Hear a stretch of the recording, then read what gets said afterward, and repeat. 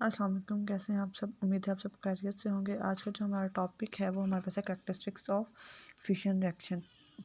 इससे पहले हम लोगों ने डिस्कस किया था न्यूक्लियर फिशन हमारे पास क्या है, फिर हम लोगों ने क्यू वैल्यू कैलकुलेट की और ये बताया कि हमारे पास जो फिशन रिएक्शन है वो एक्सोथर्मिक है या एंडोथर्मिक है। ठीक है, फिर हम लोगों ने John wheeler and bore theory को भी डिस्कस किया, bore and John wheeler theory को भी डिस्कस किया था।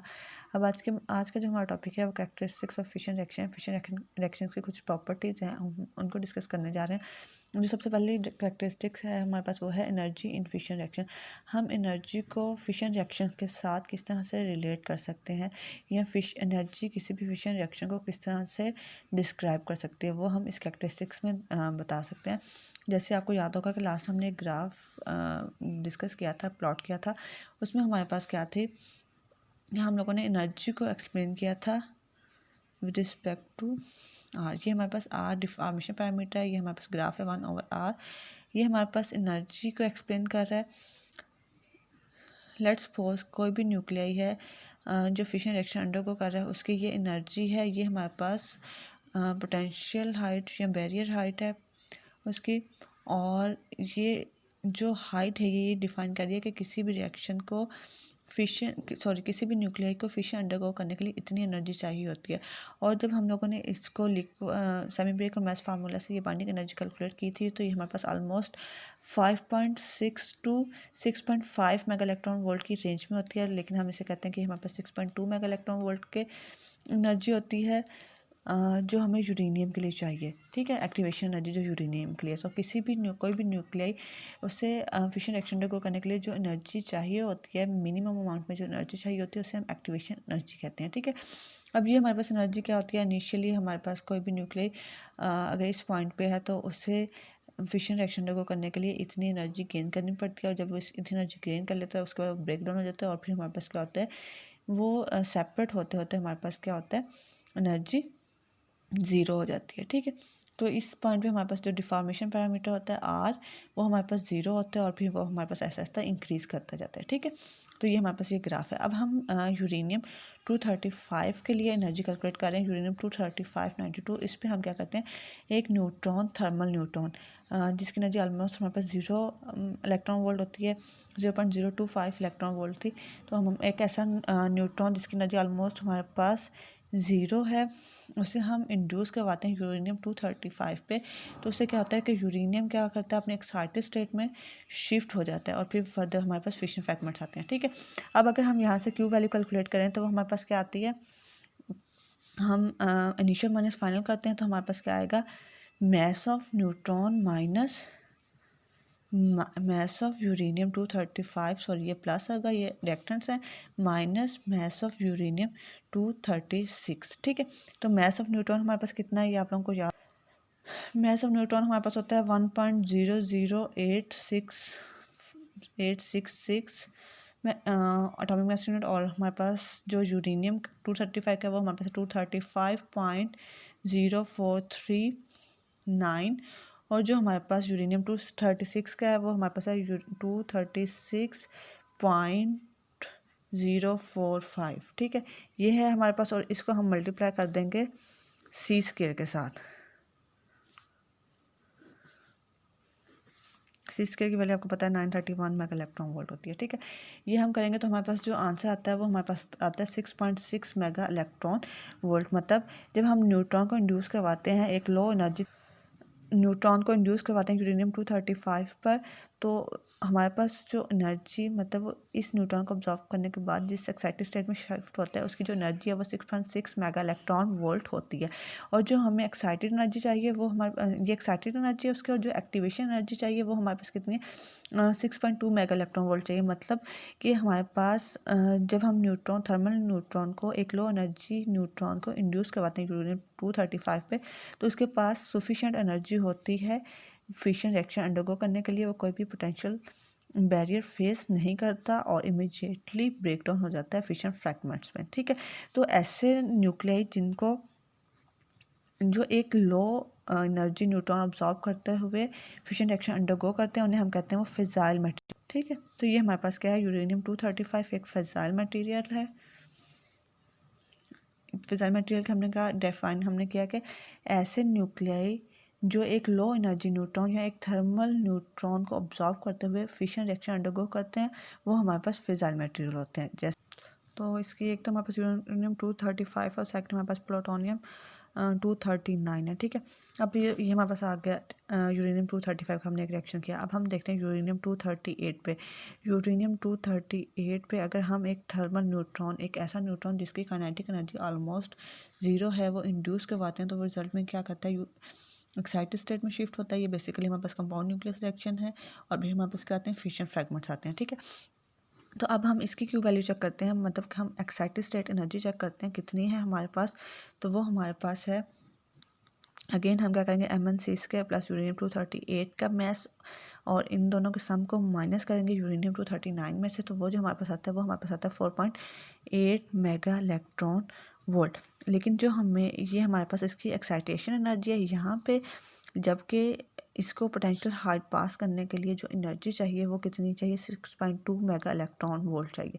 तो कितनी एनर्जी कम है, 6.2 माइनस 4.8 मेगा इलेक्ट्रॉन वोल्ट, तो ये हमारे पास almost 1.4 mega electron volt energy कम है। तो इस अब यूरेनियम 238 जो है वो एक थर्मल न्यूट्रॉन के इंडक्शन से फिशन रिएक्शन अंडरगो नहीं कर सकता।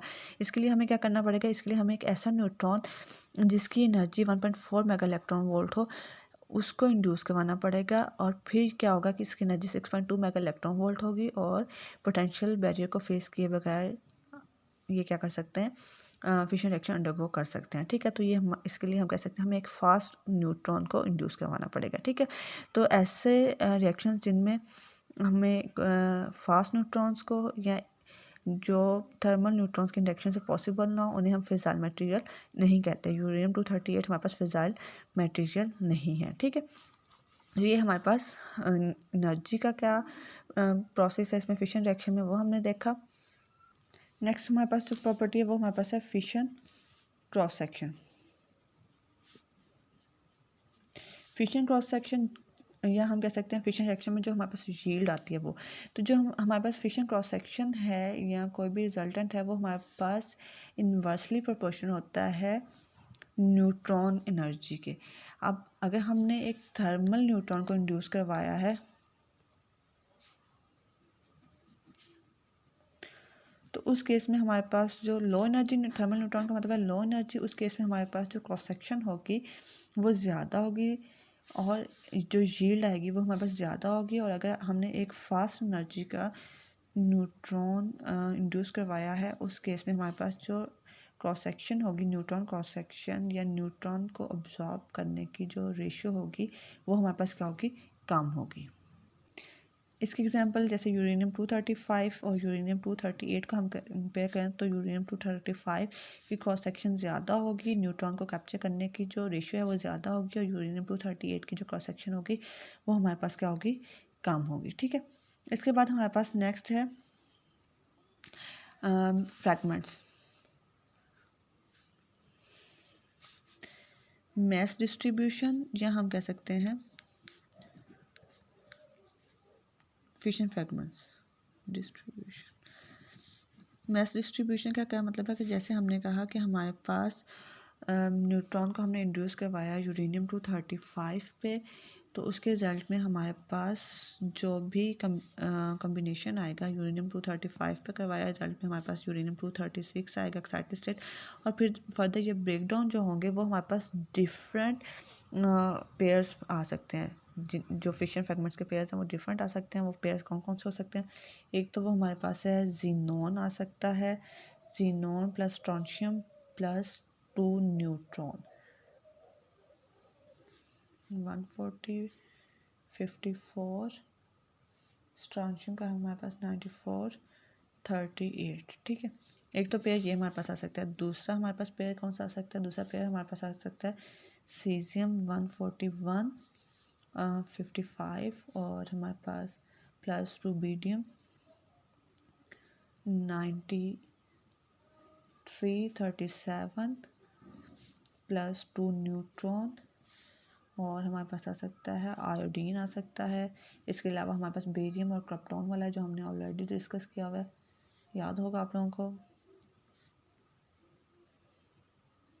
53 प्लस यूट्रियम 97 39 प्लस 2 न्यूट्रॉन। ठीक है, ये न्यूट्रॉन परसेंटेज जो है वो हमारे पास डिफरेंट हो सकती है, 2 न्यूट्रॉन भी हो सकते हैं, 3 न्यूट्रॉन भी हो सकते हैं। ठीक है, पहले वाले में हमारे पास क्या है, जीनॉन और स्ट्रॉन्शियम है, दूसरे वाले में सीजियम और रुबिडियम, साथ में 2 न्यूट्रॉन, और लास्ट वाले में हमारे पास है आयोडीन 137 53 यूट्रियम 97 39 और 2 न्यूट्रॉन। ठीक है, तो ये हमारे पास ये डिफरेंट मैस डिस्ट्रीब्यूशन है। ठीक है, अब अगर हम यहाँ से अंदाज़ा लगाएं तो ये हमारे पास जो रिएक्शंस हैं ये एसिमेट्री है। सिमेट्री कौन से होते हैं, जिसमें हमारे पास मैस क्या होता है, वो इक्वली डिवाइडेड होता है। यहाँ पे हमारे पास जो मैस है वो 236 है। अगर हम सिमेट्री की बात करते हैं तो हमारे पास 118 के 2 आने चाहिए थे, लेकिन ये हमारे पास एसिमेट्री है, हमारे पास 2 डिफरेंट रेशियोज में डिवाइड हुए। अब अगर हम इसको डिफाइन करें, हमारे पास एक ग्राफ है, उसे हम प्लॉट करते हैं। ये ग्राफ है हमारे पास एटॉमिक मास और परसेंटेज यील्ड में, मतलब हमारे पास किस रेशियो में डिवाइड हुए हैं। तो उसको अगर हम देखें तो ये हमारे पास इस तरह से आता है। ठीक है, ये हमारे पास इस तरह से आता है। अब यहाँ पे हमारे पास ये वाली जो लाइन है ये 95 और ये वाली जो लाइन है ये 140 और ये वाली जो लाइन है ये 180। तो ये हमारे पास रेशियो को डिफाइन कर रही है कि हमारे पास जो रेशियो है कि एक न्यूक्लियस हमारे पास 95 और एक हमारे पास 140 का होगा, ये रेशियो हमारे पास ज़्यादा है एज़ कम्पेयर टू 118 के। ठीक है, तो अगर हम यहाँ पे देखें, यहाँ पे हमारे पास देखें 140 141 137 मतलब अराउंड 140। ठीक है, इसी तरह से ये है 94 93 97, तो ये अराउंड 95 हमारे पास है। ठीक है, तो एक हमारे पास 140 के अराउंड न्यूक्लियाई आया है और एक हमारे पास क्या आया है 95 का राउंड आया। ठीक है, तो ये हमारे पास है। अब हम जो देखते हैं उसमें हम कहते हैं कि हमारे पास जो सिमेट्रिक रिएक्शन है होना चाहिए, न्यूक्लियाई को 2 इक्वल पार्ट्स में डिवाइड होना चाहिए, लेकिन ऐसा नहीं होता। ये एक वाहिद सिंगल थिंग है जो लिक्विड मॉडल भी इसको एक्सप्लेन नहीं कर सका। उसके बाद शेल मॉडल और कलेक्टिव मॉडल की कंट्रीब्यूशन से जब देखा गया तो उसमें उन्होंने कहा कि हमारे पास, हम जो कहते हैं कि हमारे पास न्यूक्लियाई को एक पोटेंशियल बैरियर फेस करना पड़ता है, तो वो बेसिकली एक से ज़्यादा, ये पॉसिबिलिटी है कि एक से ज़्यादा पोटेंशियल बैरियर फेस करने पड़े, इसलिए एक से ज़्यादा पोटेंशियल बैरियर को फेस करना पड़ता है, इसलिए वो हमारे पास 2 डिफरेंट रेशियोज में आते हैं, एक ही रेशियो में नहीं आता। ठीक है, तो इसकी कुछ कैलकुलेशंस भी हैं। अगर हम इसको इस कैलकुलेशन को अगर एक्सप्लेन करना चाहें तो ये हमारे पास है, हम लोगों ने कहा है कि अगर हमारे पास एक न्यूक्लियस है विद एटॉमिक मास ए, अगर वो 2 इक्वल पार्ट्स में डिवाइड होता तो वो यहाँ आना चाहिए था, A/2 होना चाहिए था और उसकी एनर्जी क्या होनी चाहिए थी E1, लेकिन अब ऐसा नहीं है, एक 140 में और एक 195 में है।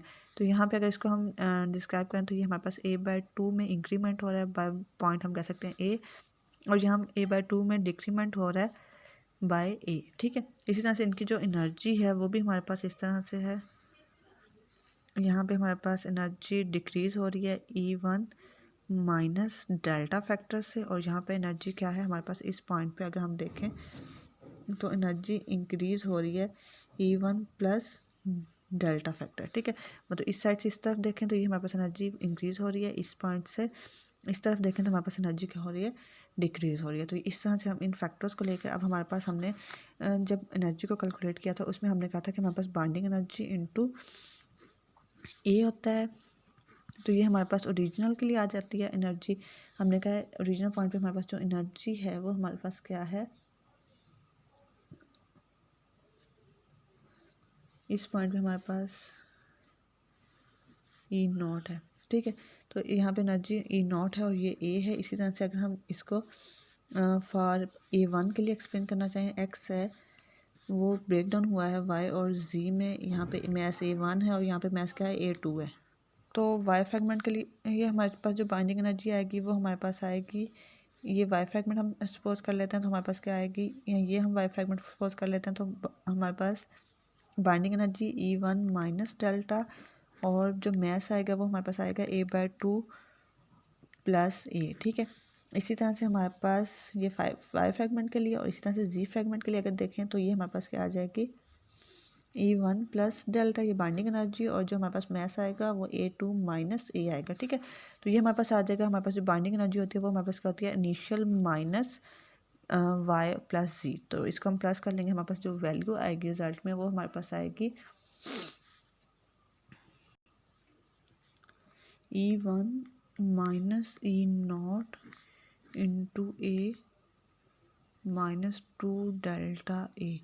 तो ये जो हमारे पास ए फैक्टर है, ये अगर हमारे पास ज़ीरो होगा तो हमारे पास जो डिस्ट्रीब्यूशन होगी सिमेट्रिक होगी, अगर ए ये नॉन ज़ीरो होगा तो हमारे पास क्या होगी, नॉन सिमेट्रिक होगी, एसिमेट्रिक होगी। मतलब एक पार्ट हमारे पास, एक के पास ज़्यादा मैस होगा, एक के पास हमारे पास कम होगा। ठीक है, तो ये हमारे पास सारी कैलकुलेशन है। और ये हमारे पास जस्ट अज्यूम किया गया था लिक्विड ड्रॉप। इस पार्ट को एक्सप्लेन नहीं कर सका था, बस डिफरेंट शेल्स के डिफरेंट मॉडल्स के कंट्रीब्यूशन से ये अज्यूम किया गया था कि हम कहते हैं कि हमारे पास एक ही हम्प होता है, मतलब एक ही बैरियर फेस करना पड़ता है किसी भी न्यूक्लियर को ब्रेक डाउन करने के लिए। तो ऐसा नहीं होता है, एक से ज़्यादा बैरियर होते हैं। तो इसलिए हमारे पास क्या होता है कि एक न्यूक्लियर की रेशियो जो मैस डिस्ट्रीब्यूशन होता है ज़्यादा होता है और दूसरी की क्या होती है, कम होती है। नेक्स्ट हमारे पास जो कैरेक्टरिस्टिक्स है वो हमारे पास है एक्सेस न्यूट्रॉन्स। अब हमने देखा कि हमारे पास जब एक न्यूक्लियाई डिके करता है तो उस न्यूक्लियाई के डिके करने में फिशन फ्रैगमेंट्स के साथ साथ हमारे पास कुछ अमाउंट्स में न्यूट्रॉन्स भी एमिट होते हैं। अभी हमने यहाँ पे जो देखा, यहाँ पे हमारे पास 2 न्यूट्रॉन थे तीनों रिएक्शंस में, लेकिन हमारे पास कुछ और रिएक्शंस भी हैं जिनमें हमारे पास 3 न्यूट्रॉन है। जैसे हमारे पास जब न्यूट्रॉन को इंड्यूस करवाते हैं यूरेनियम पे, रिजल्ट में हमारे पास बेरियम और क्रिप्टॉन होता है, तो उसके साथ 3 न्यूट्रॉन होते हैं। तो ये हमारे पास जो फिशन फ्रैगमेंट्स के साथ साथ ये जो न्यूट्रॉन्स होते हैं, ये न्यूट्रॉन्स क्यों आते हैं। ठीक है, तो ये हमारे पास न्यूट्रॉन टू प्रोटॉन रेशियो एक ग्राफ है जो न्यूट्रॉन टू प्रोटॉन रेशियो को एक्सप्लेन कर रहा है। अब हमारे पास जो न्यूट्रॉन टू प्रोटॉन रेशियो होती है किसी भी न्यूक्लियर में, वो इस लाइन के अकॉर्डिंग होती है। मतलब हमारे पास पहले स्ट्रेट लाइन होती है, फिर ऐसा ऐसा थोड़े हमारे पास क्या होते हैं, वो टिल्टेड सी हो जाती है। ठीक है, तो जब एक न्यूक्लियर, लेट्स सपोज हमारे पास यूरेनियम 236 है, वो 2 पार्ट्स में डिवाइड हुआ है। हम इसके करस्पॉन्डिंग एक लाइन वो कर लेते हैं। तो लेट्स सपोज ये हमारे पास जब ये डिवाइड होगा तो ये दोनों यहीं पे कहीं पे आएंगे। ठीक है, तो हमारे पास जो रेशियो होगी वो सेम होगी फ्रैगमेंट्स के लिए। ठीक है, तो जो हमारे पास अगर हम यूरेनियम 236 को कंपेयर करें बेरियम और क्रिप्टॉन के साथ, जिन दो न्यूक्लियाई में ये डिकम्पोज हुआ है, तो इनमें जो न्यूट्रॉन टू प्रोटॉन रेशियो होती है वो ज़्यादा होती है as compare to original nuclei. तो वो क्या कहते हैं, वो जो एक्स्ट्रा न्यूक्लियॉन्स होते हैं उन्हें क्या करते हैं, एवोपरेट कर देते हैं, या हम कहते हैं बॉइल्ड ऑफ कर देते हैं। तो वो किसी भी रिएक्शन में कितने न्यूट्रॉन्स एमिट होंगे वो उन फिशन फ्रैगमेंट्स पे डिपेंड करता है। उन पे डिपेंड करते हुए 2 या 2 से ज़्यादा न्यूट्रॉन्स हमारे पास क्या होते हैं, एमिट होते हैं। ठीक है, अब हमारे पास जो न्यूक्लियाई फिशन फ्रैगमेंट्स, तो हमारे पास ये रिएक्शन है, उसके रिजल्ट में हमारे पास क्या, आयोडीन और जेट्रियम और 2 न्यूट्रॉन आए हैं। ठीक है, अब ये हमारे पास आयोडीन और जेट्रियम क्या है, ये भी अभी स्टेबल फॉर्म में नहीं है। 2 न्यूट्रॉन को एमिट करने के बाद भी ये हमारे पास स्टेबल फॉर्म में नहीं है। तो फिर ये क्या कहते हैं कि फर्दर बीटा डिके अंडरगो करते हैं। बीटा डिके में हमारे पास क्या होता है कि न्यूट्रॉन जो है वो प्रोटॉन में कन्वर्ट होते हैं। फिर उसके एंड पे हमारे पास क्या होता है, ये फिर से न्यूट्रॉन, कुछ जो है न्यूट्रॉन को एमिट करते हैं एट द एंड अगेन, और कुछ नहीं करते। और ये इसकी आयोडीन जो है वो जीनॉन में कन्वर्ट हुआ, और फिर जीनॉन जो है एक न्यूट्रॉन को कन्वर्ट एमिट करते हुए 136, ये हमारे पास स्टेबल स्टेट आ गई। ठीक है, इस तरह से हर किसी की होती है डिफरेंट। तो ये जो हमारे पास जब रिएक्शन हुआ है, ये कंपाउंड न्यूक्लियस रिएक्शन है, तो इसको अकर करने के लिए कितना टाइम चाहिए होगा, 10⁻⁴ टू 10⁻⁻16 सेकंड चाहिए होते हैं। तो ये जो इस ड्यूरेशन में जो न्यूट्रॉन एमिट होते हैं ना, इन्हें हम कहते हैं कि हमारे पास प्रॉम्प्ट न्यूट्रॉन होते हैं। ठीक है, और इनकी जो रेशियो होती है ना वो डिफरेंट होती है फिशन फ्रैगमेंट्स पे डिपेंड करते हुए। तो यूरेनियम 235 के लिए हमारे पास जो है वो हमारे पास 2.45 है average neutron, average prompt neutrons की जो रेशियो है वो हमारे पास 2.45 है यूरेनियम के लिए, और ये हमारे पास वेरी करती है। अब उसके बाद यही आयोडीन क्या हुआ, इसने खुद को स्टेबल करने के लिए बीटा नेगेटिव डिके को अंडरगो करते करते एट द एंड फिर हमारे पास क्या हुआ, न्यूट्रॉन एमिट किया।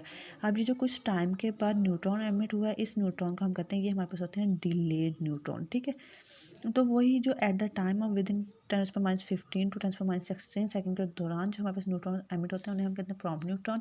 और जो कुछ टाइम के बाद, अब देखो ये फ़ौरन नहीं होता। अब आयोडीन जो है वो जीनियन में हो सकता है कुछ सेकंड्स में या कुछ मिनट्स में कन्वर्ट हुआ हो, फिर ये कुछ आवर्स में या फिर कुछ ईयर्स में कन्वर्ट होता है, ठीक है।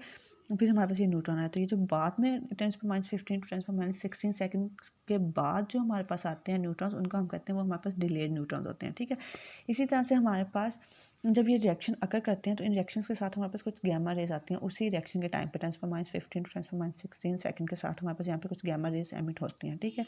तो उन गैमा रेज को हम कहते हैं वो प्रॉम्प्ट गैमा रेज होती हैं, और जो बाद में कुछ टाइम के बाद एमिट होती हैं उन्हें हम कहते हैं वो हमारे पास क्या होती हैं, डिलेड गैमा रेज, ठीक है। जैसे हमने बात किया, पहले हमने क्यू वैल्यू कैलकुलेट की थी, उसमें हमारे पास 16 मेगा इलेक्ट्रॉन वोल्ट एनर्जी आ रही थी, ठीक है। तो हमारे पास जो कोई भी रिएक्शन होता है उसकी जो क्यू वैल्यू हमारे पास आती है, उसका जो 80% होता है वो इन फिशन फ्रैगमेंट्स को मूव करने में इनके as a kinetic energy use होता है, और जो बाकी 20% होता है वो हमारे पास यूज़ होती है for emission of neutrons, gamma rays या फिर न्यूट्रिनोस, इनके एमिशन में यूज़ होती है। तो ये एनर्जी हमारे पास इस तरह से यूज़ होती है, ठीक है। यहाँ पे हम लोगों ने कैरेक्टरिस्टिक्स को डिस्कस किया, एनर्जी थी, एनर्जी इन फिशन रिएक्शन वो हमने डिस्कस की। तो कि किसी भी न्यूक्लियाई को फिशन रिएक्शन अंडरगो करने के लिए उसकी जो एनर्जी है उसके पास at least 6.2 mega electron volt energy होनी चाहिए। और ऐसे न्यूक्लियाई जो ये एनर्जी बाय अब्जॉर्प्शन या by induction of thermal neutron gain करते हैं उन्हें हम कहते हैं वो फिजाइल मटेरियल होते हैं। और ऐसे न्यूक्लियाई जो ये एनर्जी गेन करते हैं बाय द अब्जॉर्प्शन और इंडक्शन ऑफ फास्ट न्यूट्रॉन्स उन्हें हम फिजाइल मटेरियल में काउंट नहीं करते, ठीक है। उसके बाद हमने कहा था मैस डिस्ट्रीब्यूशन फैक्टर है, तो उसमें हमने कहा हमारे पास जो न्यूक्लियाई हैं उनकी जो रेशियो आती है वो हमारे पास 95 और 140 के दरमियान आती है। कुछ के एक न्यूक्लियाई जो होता है वो हमारे पास मैस एटॉमिक मैस 95 का होता है और एक हमारे पास 140 का होता है। और ऐसा क्यों होता है, इसको हम लोगों ने जैसे अजम्पशन किया कि इसकी ये रीज़न हो सकती है। ये हमने सारा लिक्विड डॉप मॉडल को यूज़ करते हुए हमने कैलकुलेट करने का ट्राई की, लेकिन लिक्विड डॉप मॉडल भी इसको इसका आंसर नहीं दे रहा, ठीक है। इसकी जो आपको क्लियर पिक्चर है वो मैं PDF फॉर्म में साथ में भेज दूँगी। उसके बाद हमारे पास एक्सेस न्यूट्रॉन्स हैं। जो एक्सेस न्यूट्रॉन्स एमिट होते हैं किसी भी रिएक्शन में वो क्यों होते हैं ये हमने देखे थे। ये हमारे पास 2 न्यूट्रॉन एमिट हुए हैं, ये 2 न्यूट्रॉन एमिट हुए हैं। बेरियम और क्रिप्टॉन के साथ हमारे पास 3 न्यूट्रॉन होते हैं। तो ये एक्सेस न्यूट्रॉन्स क्यों एमिट होते हैं ये इनकी रीज़न हमने देखी। उसमें हमारे पास न्यूट्रॉन्स की 2 टाइप होती हैं, प्रॉम्प्ट न्यूट्रॉन्स होते हैं और डिलेड न्यूट्रॉन्स होते हैं, ठीक है। उम्मीद है आप लोगों को समझ आ गई होगी। फिर भी कोई क्वेश्चन होगा तो आप पूछ सकते हैं। अल्लाह हाफिज़, फ़ी अमान अल्लाह। और हाँ, एक और बात, ये जो हमारे पास डिलेड न्यूट्रॉन्स की जो रेशियो होती है वो 0.02 होती है। मतलब कोई 50 में से कोई एक रिएक्शन ऐसा होता है जहाँ पे बाद में हमारे पास फिर से कोई न्यूट्रॉन एमिट होते हैं, ठीक है। अल्लाह हाफिज़, ख्याल रखिएगा अपना।